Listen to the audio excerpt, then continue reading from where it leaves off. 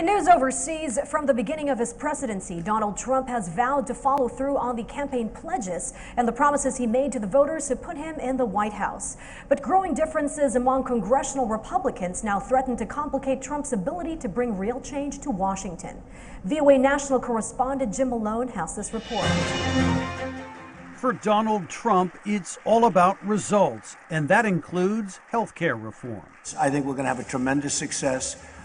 It's a complicated process, but actually it's very simple. It's called good health care. Good morning, everybody. But Republicans are deeply split over undoing and replacing President Barack Obama's health care law, including Kentucky Senator Rand Paul. We have to admit we are divided on replacement. We are united on repeal, but we are divided on replacement.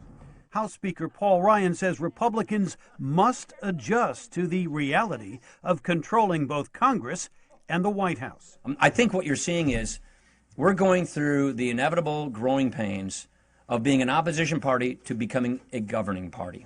Republican divisions have also emerged over the probe into Russian meddling in last year's U.S. election. Senator Lindsey Graham wants to be aggressive. I'm not only going to push for a Russian investigation, I'm going to punish Russia for trying to interfere in our election. But House Intelligence Committee Chairman Devin Nunes favors a more cautious approach. I know there's a tendency for you all to believe that there's some grand conspiracy here that the Russians helped elect Donald Trump, and look, we have an investigation going on that, and we're not going to prejudge anything. Trump's overall public approval rating remains low, but his core supporters like what he's doing. Growing Republican divisions could hamper the president, says Republican strategist John Feary. He is keeping faith with his campaign promises. He said he was going to appoint a conservative Supreme Court justice.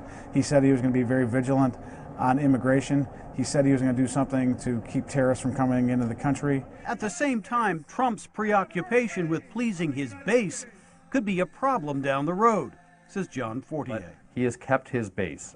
Does he need a little bit more than that? Yes. If he were to run an election, a midterm, or run again for office in 4 years with the level of support he has, it would not go well for him. For now, Trump hopes to recapture the momentum from his recent address to Congress, which got positive reviews from Republicans and even a few Democrats.